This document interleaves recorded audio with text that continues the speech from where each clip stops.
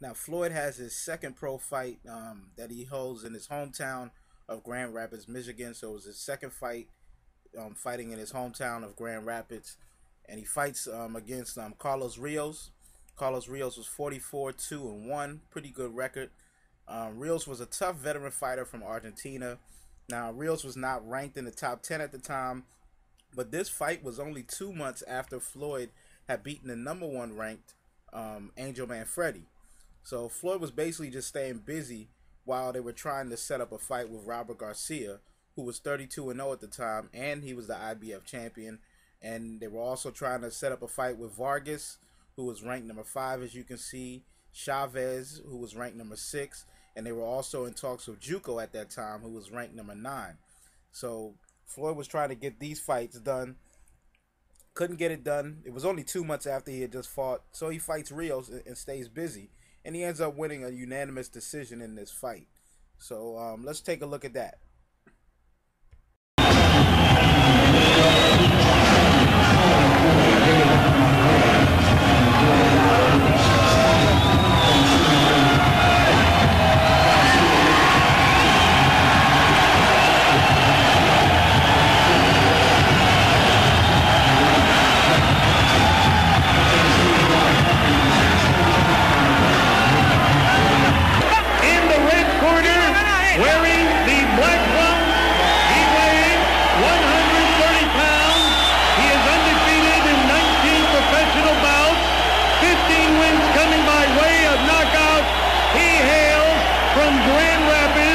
The 1996 U.S. Olympian and proclaimed the 1998 Fighter of the Year by both KO Magazine and the prestigious Ring Magazine.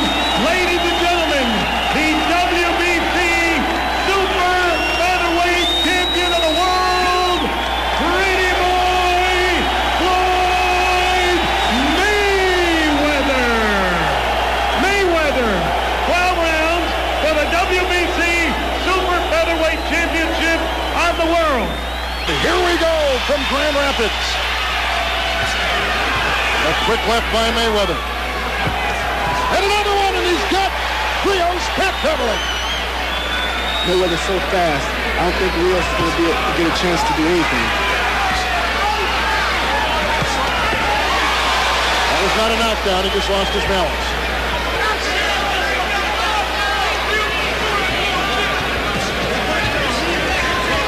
Mayweather, tonight with his second title defense, wants to defend it 26 times. It could be the record of Joe Louis, and now he's got him on the ropes again.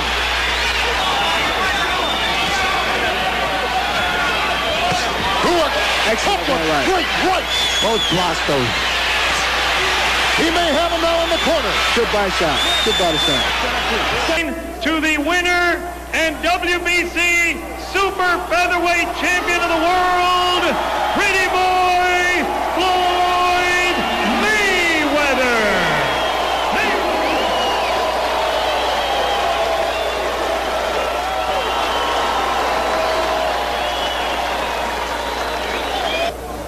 Well, Floyd, you put the world title on the line in your hometown of Grand Rapids. You gave him a great show, but the guy wouldn't go down. How tough an opponent was he? Well, you can't knock everybody out, but I'm just happy with the win tonight, and I appreciate everybody in Grand Rapids, Michigan for supporting me. Everybody all over America that believed in Floyd Mayweather when nobody else did, and I also want to thank my grandmother, Bernice Mayweather, and I want to thank Team Mayweather for being behind me and supporting me. You obviously had the crowd behind you, but there was a lot of pressure fighting in your hometown. Did you feel the pressure? Were you over anxious in the early rounds? Well, I'm glad it went 12 rounds so I can show the people all over the world that Floyd Mayweather can go the distance, and he got I got a lot of experience under my belt, you know, for having a lot of amateur fights. Carlos Rios was a very tough opponent. He came to fight, and that's what I wanted tonight. All right. Floyd Sr., you said he'd be going down in the 5th round. Were you surprised it went the distance? We let him go the distance. No, Rios is a real good fighter. He's a tough fighter, strong. Most Argentinians are very, very strong, and he's a very durable fighter.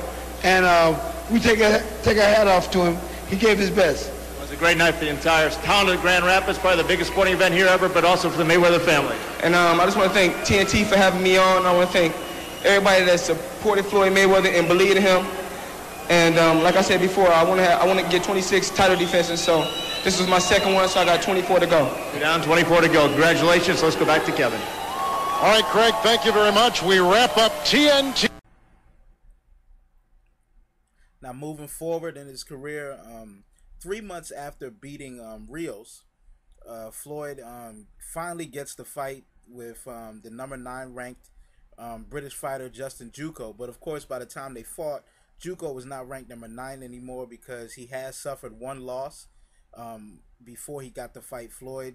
But his record was still 33-2-1.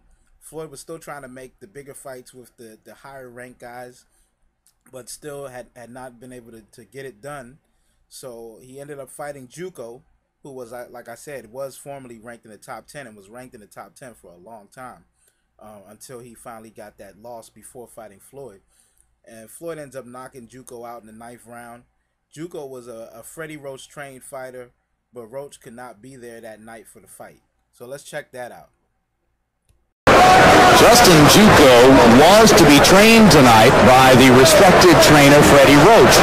But Freddie Roach has another assignment simultaneously working down in Mexico with Johnny Tapia, who's preparing for a championship fight. This morning, Freddie Roach worked Tapia out and then apparently missed his scheduled flight here to Las Vegas.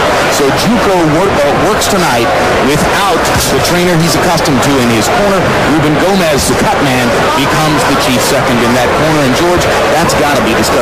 It's awful difficult because you don't know, you need your motor to kind of crank things up. You don't have the trainer, you don't know when, what, and how to get started. So he's going to have some problems, especially in the first couple of rounds, if the fight can last that long with this left jab keep popping over here. Mayweather is just really throwing a hard jab at Juco, landed 5 or 6 already. Leads in the second round, he switched to southpaw, he threw left hooks underneath. So he's showing Juco such a variety. Juco just doesn't know what to look for, and that's great ring generalship. The judges have to consider that.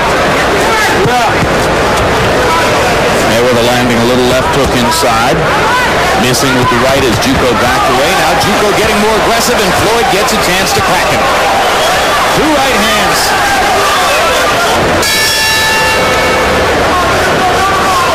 Well, we're seeing an abundant display of Mayweather's many talents, but he hasn't been able to dramatize them with a stunning victory here or in putting on some drama and theater for us.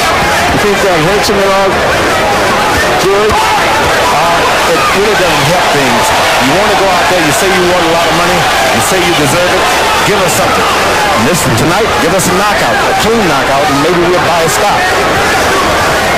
Well, he certainly gave the boxing public everything it could have hoped for in his tremendous performance against Canelo Hernandez and his stunning second-round TKO of Angel Manfredi.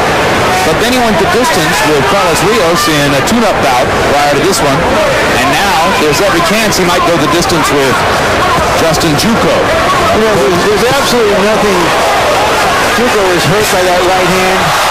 Just as I said, it might go the distance, of course. Floyd hammers Juco with 2 right hands, and Mitch Halpern counts. And Juco doesn't look like he wants to go on. Listen. He doesn't know where he is. It happens like that, Larry. So once again, he gave it to Mayweather, trumped us just as we were speculating. I'm buying that stock. On whether he could put a dramatic ending to this fight with a flourish. Just as I said, a knockout is certain here and has been inevitable from the beginning of the fight. Now that's when you want to go buy the stock. This guy's a star. I'm telling you, sign him up, pay him now, or pay for it later. 15 seconds ago, George, you were wondering whether it was a worthwhile stock, and here you are, you're in the bull market. That's right. That's the way it goes. That's what knockouts do. That's the way it goes. The knockout will do it every time.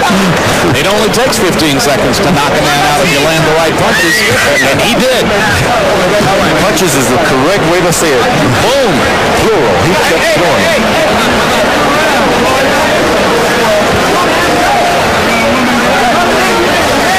Another look at Floyd Mayweather Jr.'s right hands that ended the bout. That was the second of 2 thunderous right hands. 2. That he didn't recover from right there. Yeah. 3. That's it. So there were 3 right hands that did it. And now let's go up to Michael Buffer for the official particulars on Floyd's victory. Ladies and gentlemen, referee Mitch Halpern reaches the count of 10 at 1 minute, 20 seconds of round number 9. The winner by knockout victory, still the undefeated WBC Super Featherweight Champion of the World, Pretty Boy Floyd Mayweather.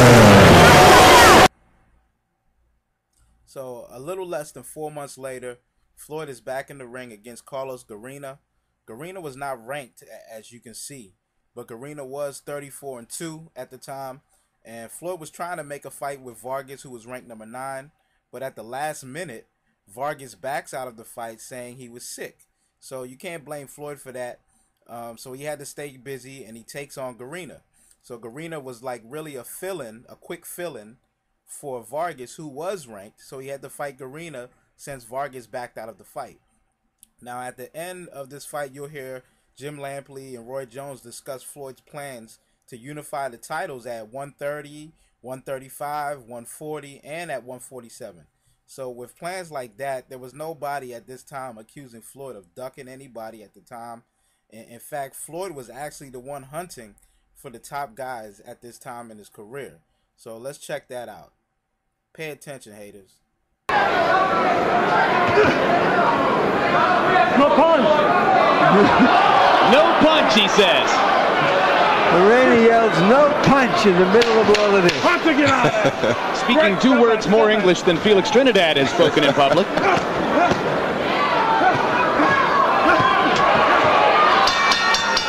How about that punch?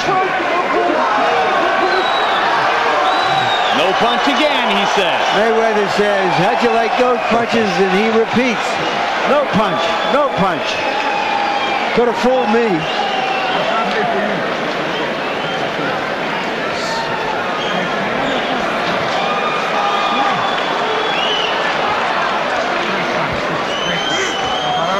They stopped it.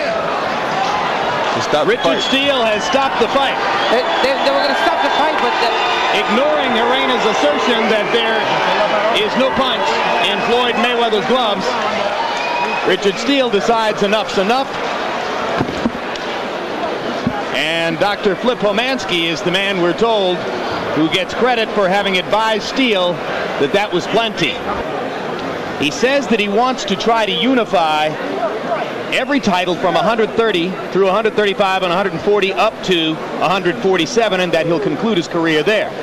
Now, aside from the lesson in politics he's going to get from trying to collect all of those belts, is it a worthy goal, Roy? Oh, most definitely. It's a great goal. It's a way to keep yourself busy, a way to keep yourself focused. I think it's an intelligent goal for a kid, especially as young as Floyd is. And now let's go to Michael Buffer for the official particulars. Ladies and gentlemen, at the end of the 7th round, referee Richard Steele was advised by Chief Ringside Physician Dr. Flip Homansky to call a halt to the bout. It was no longer necessary for Arena to continue. The official time once again at the end of the 7th round, the winner by knockout victory, he is still the undefeated WBC Super Featherweight Champion of the World, Pretty Boy Floyd Mayweather.